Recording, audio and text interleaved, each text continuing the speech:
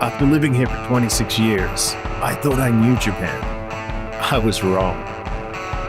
I'm riding a motorcycle across all 47 prefectures to find the real Japan. It's a journey, unscripted and solo.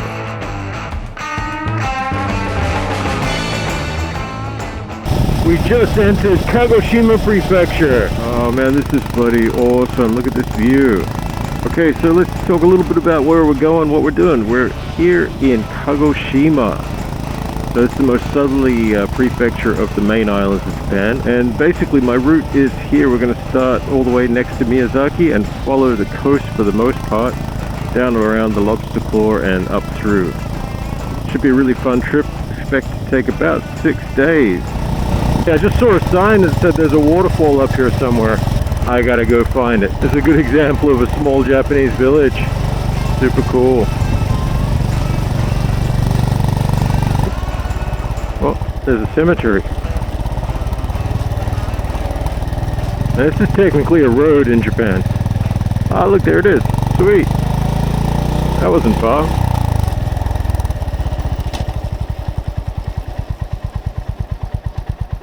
Let's go have a look.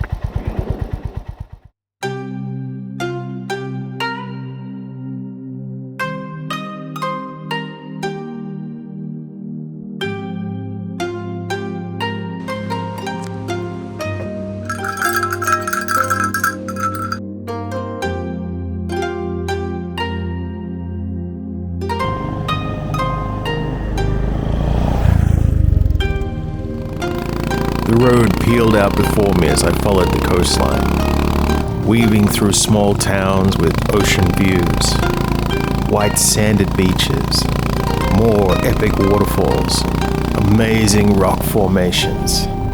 I don't know how many times I must have said, "Oh my God," but it was a lot. I must have ridden for hours, but it felt like nothing. I was having way too much fun. I'd been playing for hours in these mountain roads and it was time to make camp. As the sun was getting low, I needed to find a spot. I had one marked on the maps, but I had no idea what it would be like.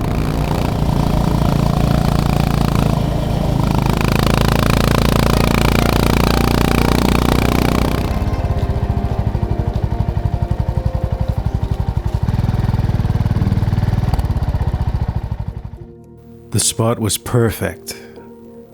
Right next to the water and no one around. I set up the tent and enjoyed the view. What a day.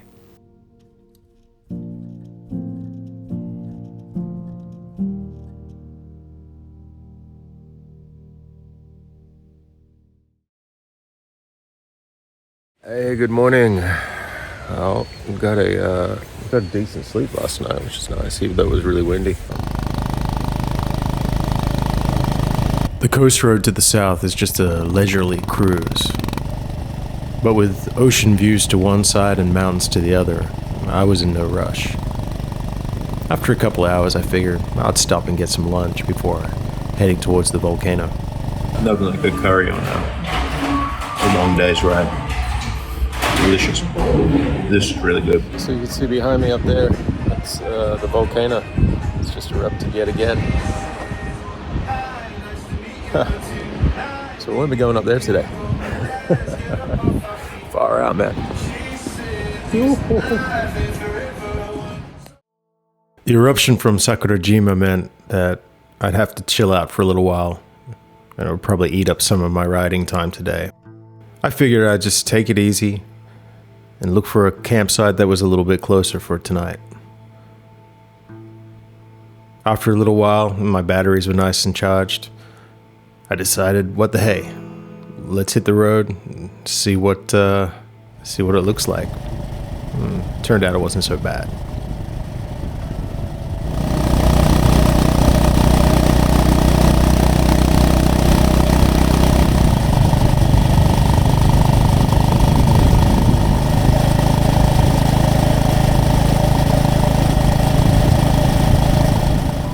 Cruising down along the coast road, I came across Sugahara Shrine.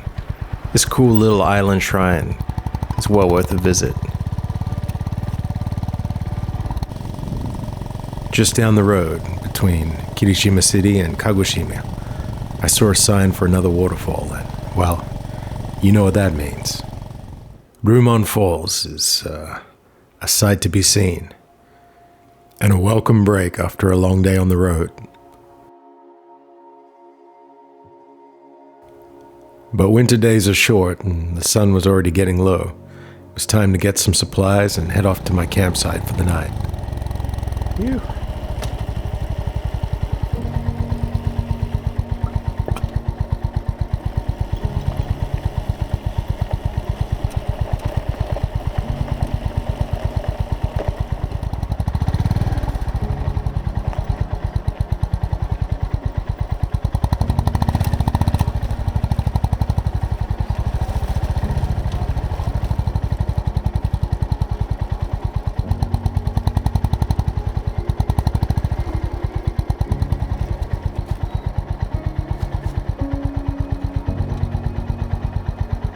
Guys, so we've reached our campsite for night number 2. Did a really quick setup before it got dark, and the GB parked out the front here. Again, I won't park it in the tent because I want to use that space to kick back and lie down, do some stretching and stuff like that. Okay, and we are set up. That's all my gear, minus some food, all neatly tucked away. My little red room, little red hotel. Sweet.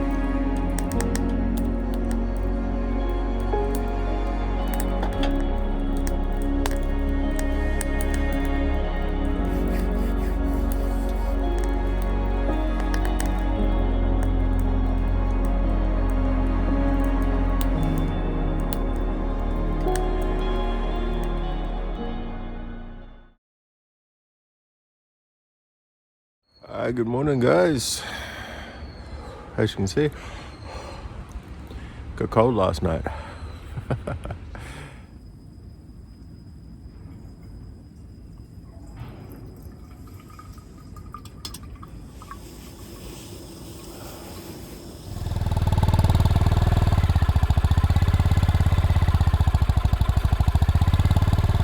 I got a little bit of a late start, waiting for that morning cold to burn off as the sun rose.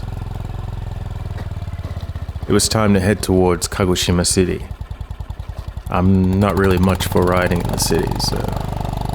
Maybe I'm just getting too old, but the noise and the traffic always kind of stresses me out. But it was part of the journey, so off I went. As the countryside gave way to the city and the traffic, I thought I'd take a short break and look at Sakurajima from this side of the bay.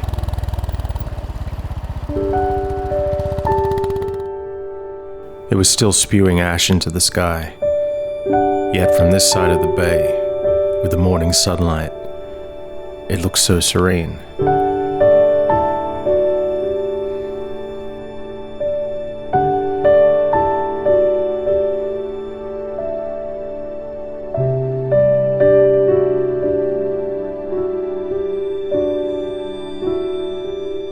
Like I said, I'm not much for the cities, but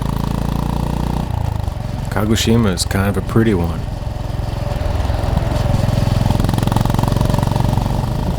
Using the bypass, it took about an hour to get through the city. I was glad to see it in the rearview mirror. It was time to get back on some country roads, feel the bike turning underneath me, and see what I could find. There was a peace museum from World War II I'd been meaning to check out for a while, and the road there looked pretty fun.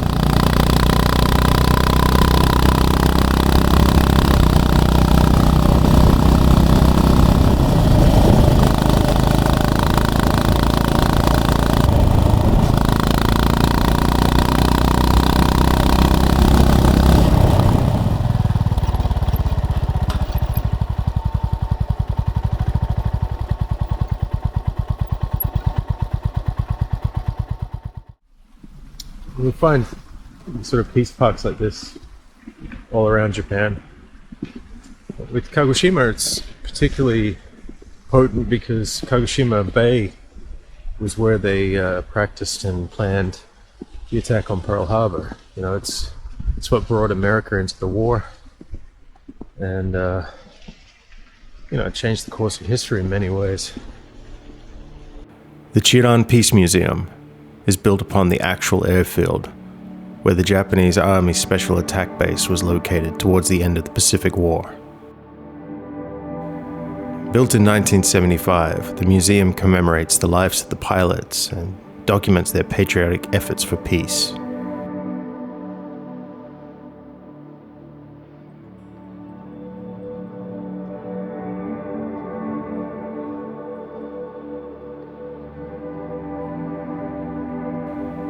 While I wasn't permitted to film within the actual museum, as it's more of a mausoleum to the 1,036 pilots who lost their lives, it is well worth taking an hour or two to check out.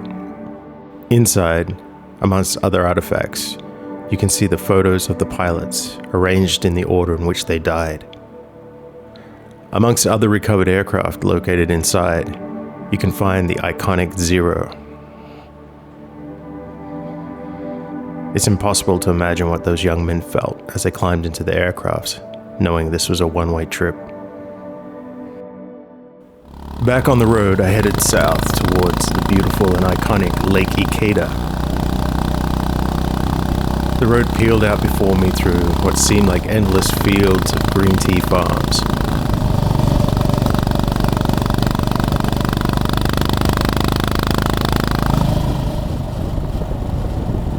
Finally, Kaimondake, an almost perfectly symmetrical volcano, honed into view, signaling that I wasn't far from the lake.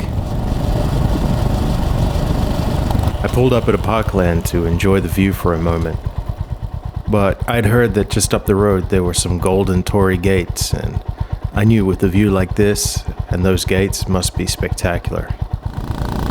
So I decided to head along the road a little further and figure I'd take a break there.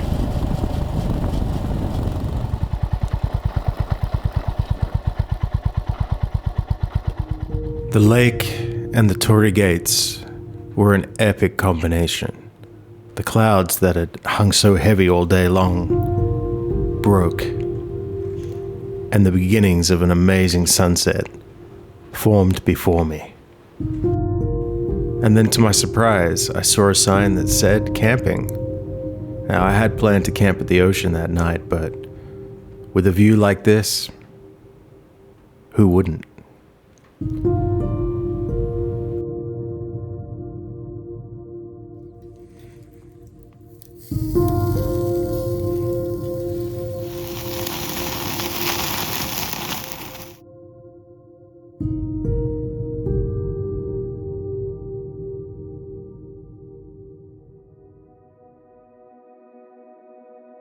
When I woke up, the clouds had rolled in, and my bike, my tent, everything outside was soaked. Alright guys, this is something you might get a kick out of.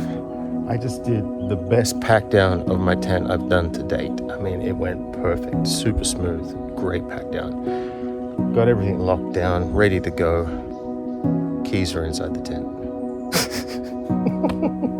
The weather forecast showed a high chance of rain throughout the day, and there wasn't a lot to see along the way. So I decided today would just be about cruising along the southern coast, checking out some of the views and just enjoying the roads. About 20 minutes down the road, the rain got me. Luckily, I saw a convenience store, so I pulled up and grabbed a nice hot cup of coffee and thought I'd just wait it out and see what happened. It didn't last too long.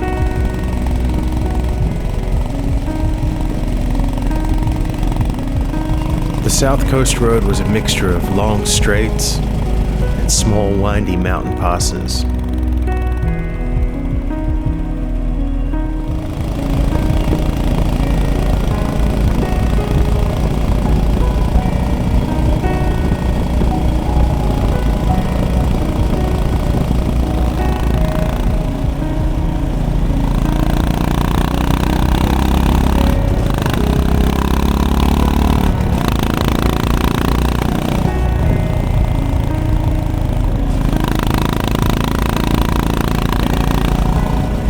took a short break and decided to give the campsite a call. The man told me that the road up to the campsite had been washed out and wouldn't be open again until April. I guess I should have called early to check.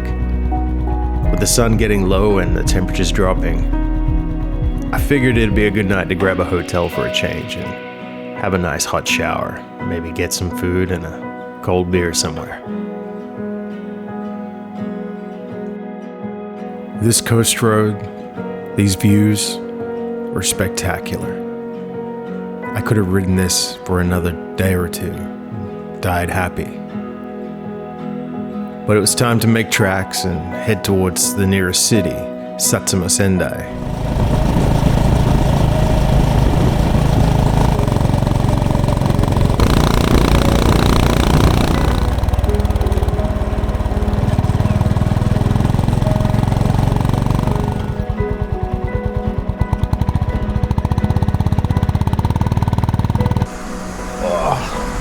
Oh man, we made it. Oh, that expressway run killed me. Oh, it got so cold so quick. Woo. Over here, so let's go get checked in. And now I'm at this cool izakaya here in Satsuma Sendai, and having some chicken wings, some beer. I have these two lovely ladies that are working here that have been really wonderful to talk to. It's weird to be not in the tent. Alright guys, so we're about to hit the road for day number 5. We're leaving Satsuma Sendai and we're going to head up to the samurai village. Yeah, it should be a fun day. It looks like the rain that was forecast is holding off, so we're just going to hit it and see what we come up with.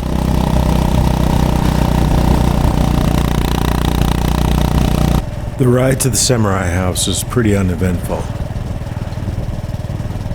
Fairly flat, straight roads, fair bit of traffic, and a gloomy sky overhead. But I was looking forward to seeing some old houses. I'm a bit of a history buff. But look at that. That's pretty cool. Let's get a quick look. Oh, check it out. The blossoms are getting ready. Old cherry blossoms. Look at the old signage.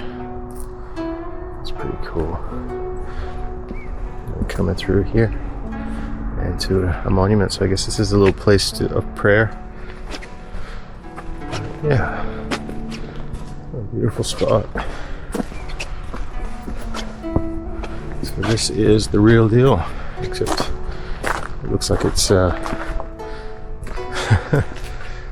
well, this tarp's holding the roof down, kind of take away from the beauty of it. But we can go inside here apparently. Let's have a look. There you go. So this is an old school bathroom. It's your bathtub. Very narrow but very deep. You can squat down in there. I'm guessing they didn't used to have running water. This is an actual toilet, look at that. So this is a Japanese squat toilet, so if you haven't used one of these, you will probably have to at one stage if you visit Japan. So you face that way, squat down. This is your welcome area. Don't see anyone around, so just have a look through. So yeah, see the full open roofs. Look at that. So a lot of times, traditionally you would cook in a spot like this. So you would have your fire here and cook through here, and that basically would funnel the smoke up into the top where it could get out and keep the heat in. If you're a first time visitor to Japan as well, there's an etiquette with your shoes. So your feet shouldn't touch the ground, right? So you have your little step. So you turn your back to the step, remove your shoe and step up. Remove your shoe, step up, and as a sign of courtesy, you should always place your shoes nice and neat, facing out and not in anyone's way. Then you can enter. So yeah, all these houses were all sectional, so you could close down any particular room for privacy, but also for heat in winter and things like that. As you can see, lots of gaps and stuff, but it's all made with joints. I don't know how well this is showing up in the dark, but it's all made with joints.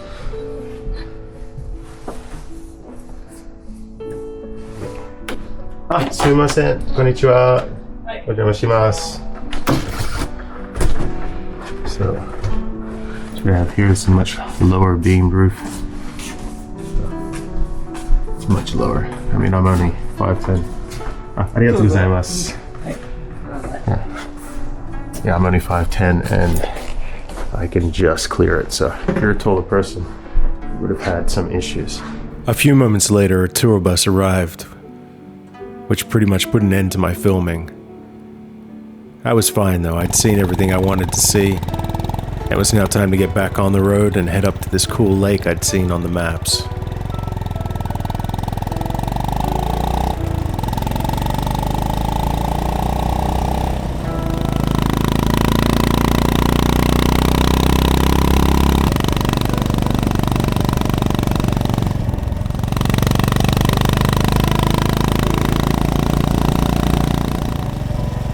A volcanic crater lake known as Imuta Pond was well worth visiting. I'd really wanted to see these bold cypress trees that grew out of the water here. They looked so unique, and I wanted to photograph them.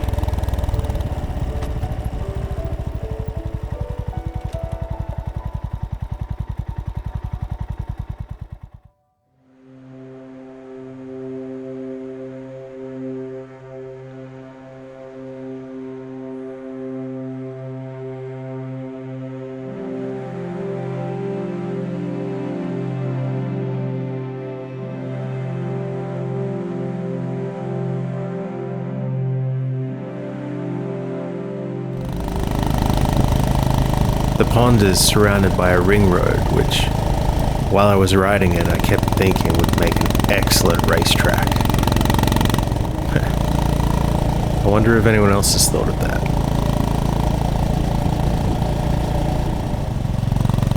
My next waypoint was my campsite, but looking at the maps, I could see there was a whole bunch of cool roads along the way. So rather than pore over the map and try to find places to go, I figured I'd just ride the road and see what caught my eye.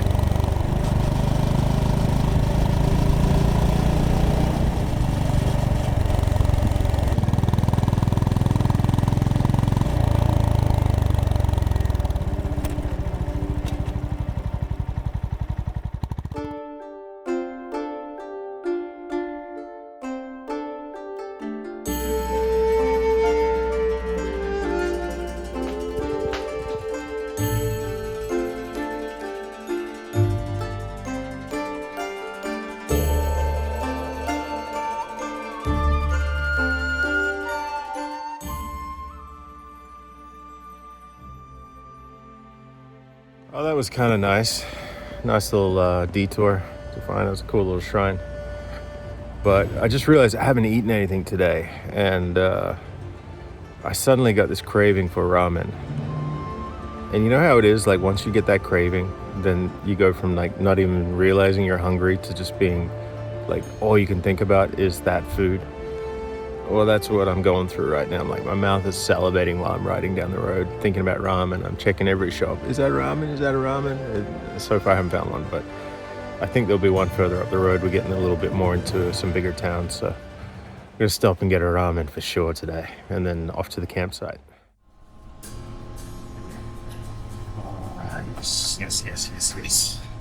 Yes. And this looks like a decent ramen. So I got a miso chowshu, so miso base with extra pork. Oh, get my jacket off. So hungry now, so hungry. Starting to get angry on the road. This whole bowl of ramen here for 670 yen. Itadakimasu. So far, so good. Now, in Japan, it's totally acceptable to slurp your ramen noodles. In fact, it's encouraged.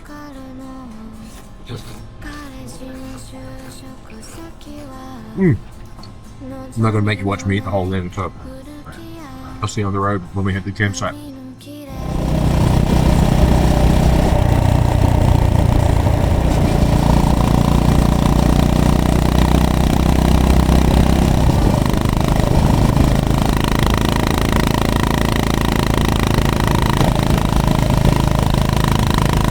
The ramen had hit the spot. Now with a full belly and the sun going down, to be honest, I was getting kinda hazy. I'd already made a few wrong turns and looking for the campsite, and I was starting to get a little frustrated. All I wanted to do right now was set up the camp, crack a beer, and get a good night's sleep.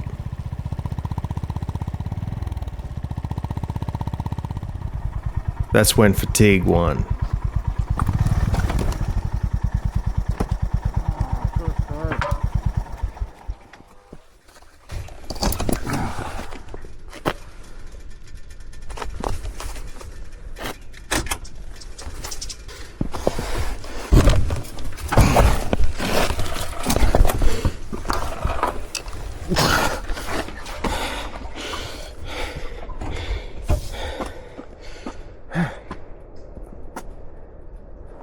All right. Well, you gotta drop it sometime.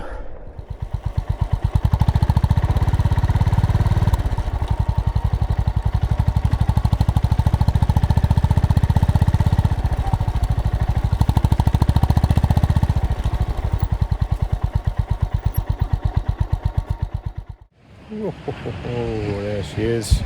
Beautiful. Some farmland up the top there. Spin around. And there's the ocean.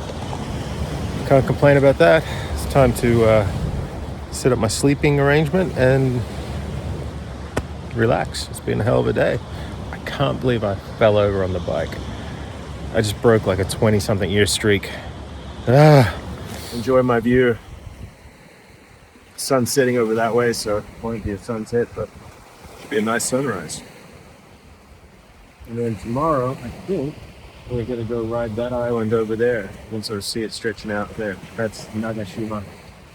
Pretty cool. So we're gonna go ride that tomorrow. Should be pretty cool. Anyway, guys, cheers. Have a good night. I'll see you in the morning.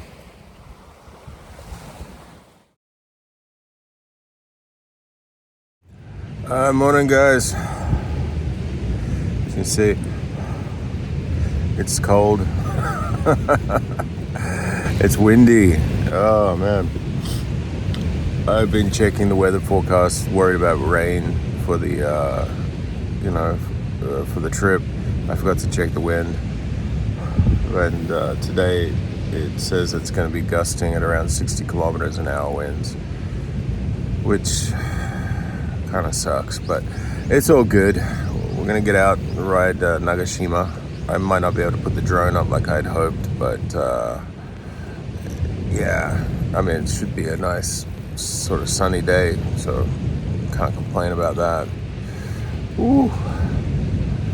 Time to wake up properly and pack everything up, hit the road. Day 6, yeah.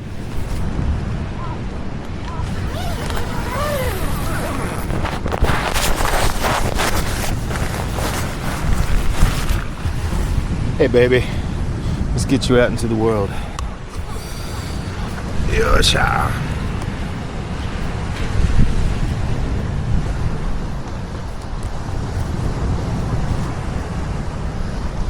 Nice. Time to get packed up. Okay, all packed. Sun's just creeping over the hill. Alright, let's hit it. Yoo-hoo! Day 6, baby.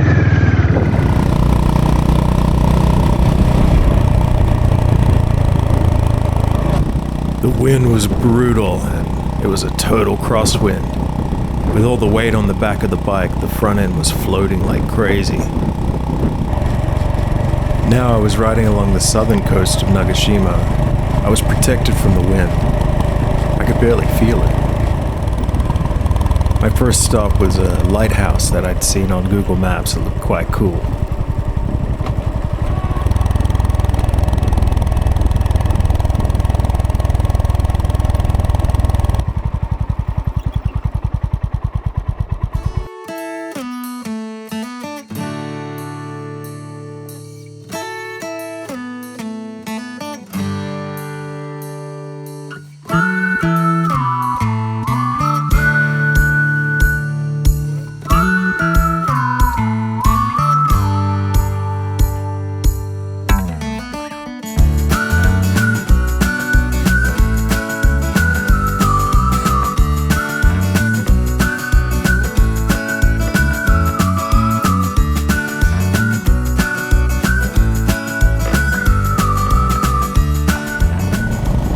The lighthouse was awesome, but the toilet was closed and I really needed to take a piss. I had way too much coffee this morning. As luck would have it, I heard that there was a toilet on this island that was perhaps one of the best public toilets in the world. This I had to see. And like I said, I needed to take a piss.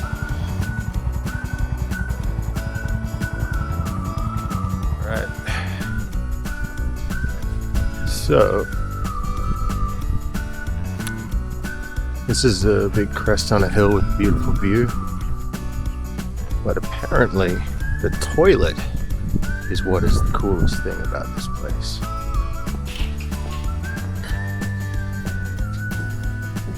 So, we'll go into the men's side here. And where else do you find a bathroom with a view like that? You can even sit down and read the newspaper and enjoy such a view. I love it. This is so cool. Anyway, it's perfect. I gotta take a piss. I won't show you that though.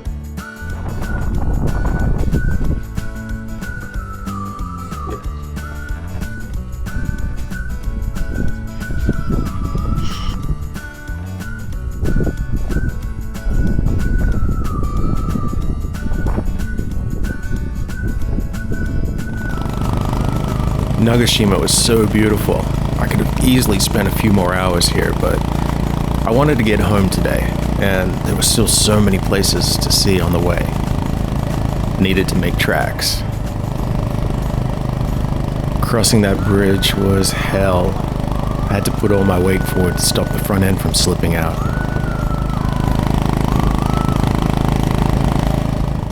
While filling up at the gas station, I ran into another rider who told me about a very cool soba restaurant you had to ride up a mountain pass to get to.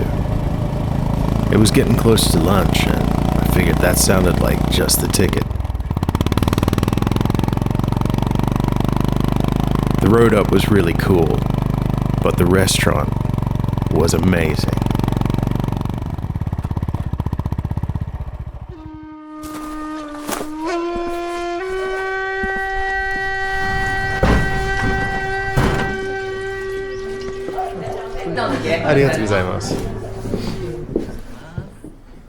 The soba house was probably the most authentic Japanese restaurant I've ever been to.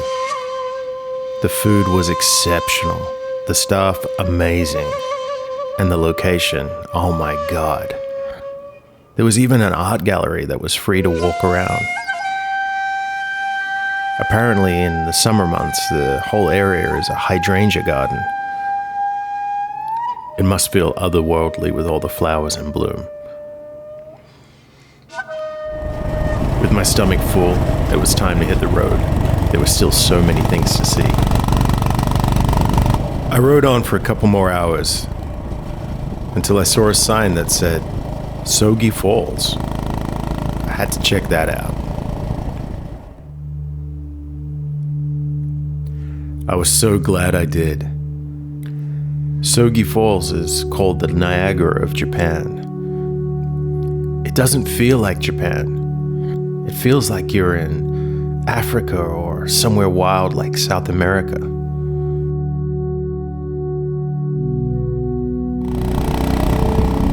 I was nearing the end of the journey.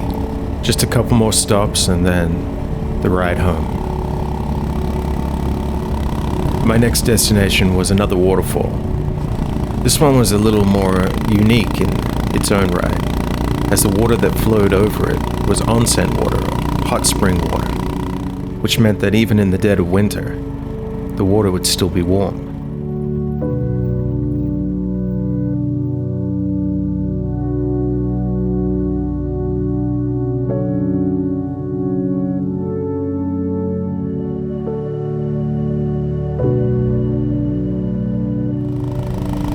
I had one final stop to make. A simple shrine located within a large cave. The shrine was located right on the border between Kagoshima Prefecture and my home of Miyazaki.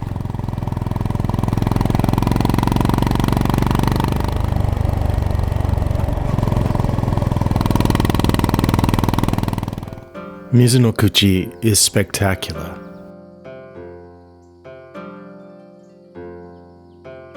The large opening of the cave allows you to look back and see the beautiful red torii gates nestled within the forest.